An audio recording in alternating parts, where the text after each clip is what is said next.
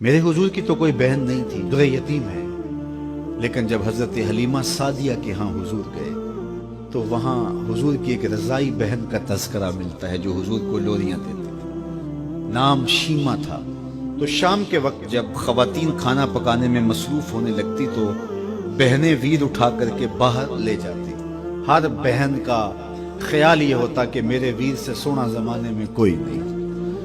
کہتے ہیں خوبصورتی دیکھنے والے کی آنکھ میں ہوتی ہے، جس کی ویر کا رنگ سونا ہوتا تو وہ کہتی رنگ نہیں تو کچھ بھی نہیں ہے، اور جس کے نقوش تیکھے ہوتے تو وہ کہتی کہ رنگ کا کیا ہے، حسن تو نقوش میں ہوتا ہے۔ جس کی آنکھیں خوبصورت ہوتی وہ کہتی میرے ویر کی جھیل جیسی آنکھیں تو دیکھو۔ اب یہی بنو سعد کے محلے میں ہوتا، بچیاں اپنے ویر اٹھا کے لے آتی ہے، کہتی میرے ویر ورگا کوئی نہیں، دوسری کہتی میرے ویر جیسا نہیں۔ اتنے میں حضرت شیمہ اپنا ویر محمد اٹھا کے لے آتی اور دور سے کہتی نہیں میرا ویر بھی آ گیا، تو سب کے سر جھک جاتے، کہتے نہیں نہیں نہیں شیمہ تیرے ویر کا مقابلہ تو نہیں نا، ہم تو آپس میں بات کر رہے ہیں۔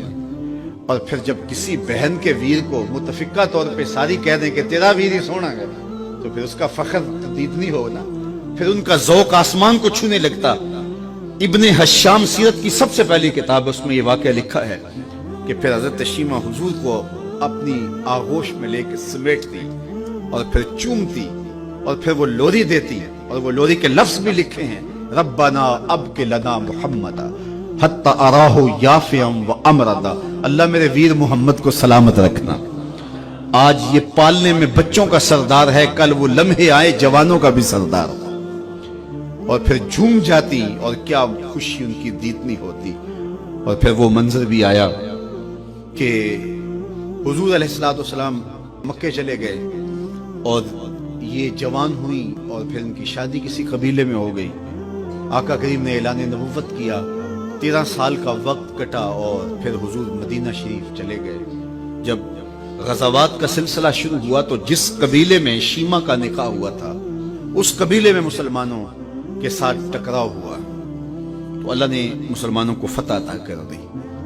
تو اس قبیلے کے لوگ قیدی ہو کے حضور علیہ السلام کے غلاموں کے ہاتھوں گرفتار ہیں، تو یہ اپنے قیدیوں کو چھڑانے کے لیے قبیلے کے سردار ایک ایک گھر سے فدیے کے لیے رقم جمع کر رہے ہیں۔ چلتے چلتے شیمہ کے گھر بھی پہنچے جو کہ ایک عمر کا حصہ گزار چکی تھی، اور جا کے کہا کہ اتنا حصہ آپ کا بھی آتا ہے۔ کہا کس لیے؟ کہا وہ جو لڑائی ہوئی ہے اتنے ہمارے بندے گرفتار ہو گئے تو ان کو چھڑانا ہے۔ تو چلتے چلتے باتوں میں کسی کے لبوں پہ حضور کا نام آ گیا تو شیمہ نے کہا اچھا انہوں نے تمہارے لوگ پکڑے؟ کہا ہاں۔ تو کہا پھر تم رقم اکٹھی نہ کرو، مجھے ساتھ لے چلو۔ انہوں نے کہا تجھے ساتھ لے چلیں؟ کہا تم نہیں جانتی وہ میرا ویر لگتا ہے، وہ میرا بھائی لگتا ہے۔ قوم کے سرداروں کے ساتھ حضرت شیمہ حضور کے نوری خیموں کی جانب جا رہی ہیں اور صحابہ ننگی تلواروں سے پہرا دے رہے۔ یہ مکی دور تو تھا نہیں، یہ مدنی دور تھا۔ اور شیمہ قوم کے سرداروں کو لے کے جب آگے بڑھنے لگی نا تو صحابہ نے تلواریں سونت دی، رک جا اے دیہاتی عورت، جانتے نہیں آگے کوچہ رسول ہے، آگے بغیر اذن کے جبریل بھی نہیں جا سکتے، تم کون ہو؟ تو شیمہ نے جو لفظ کہے وہ لفظ لیے، اس نے کہا خلو سبیلی وَعَلَمُوا أَنَا أُخْتُ نَبِيِّكُمْ، میری راہیں چھوڑ دو، تم جانتے نہیں میں تمہارے نبی کی باجی لگتی۔ تلواریں جھک گئیں، آنکھوں پر پلکوں کی چلمنے آ گئیں، راستہ چھوڑ دیا۔ حضور کے خیمہ نوری میں داخل ہوئی تو حضور نے دیکھا، پہچان لیا، اٹھ کے کھڑے ہو گئے۔ فرمایا بہن کیسے آنا ہوا؟ آپ کے لوگوں نے ہمارے کچھ بندے پکڑے ہیں، چھڑانے آئی۔ تو فرمایا بہن تو نے زحمت گوارا کیوں کی؟ تو پیغام بھیج دیتی میں یوں ہی چھوڑ دیتا، لیکن تم آ گئی ہو، اچھا ہوا ملاقات ہوئی۔ پھر حضور نے قیدیوں کو چھوڑنے کا اعلان کیا اور کچھ گھوڑے اور چند جوڑے حضرت شیمہ کو حضور نے تحفے کے طور پہ دیے۔ ویروں کے دروازے پر بہنیں آئیں تو ویر خالی تو موڑا نہیں کرتے، تو حضور نے بہت کچھ عطا کیا۔ اور پھر رخصت کرنے خیمے سے باہر آئے تو صحابہ کی جماعت منتظر تھی۔ فرمایا صحابہ جب میں قیدی چھوڑا کرتا ہوں میری عادت تمہیں معلوم ہے کہ میں پہلے تم سے مشاورت کیا کرتا ہوں، آج ایسا موقع آیا کہ میں تم سے مشاورت بھی نہیں کی اور قیدی بھی چھوڑ دیے۔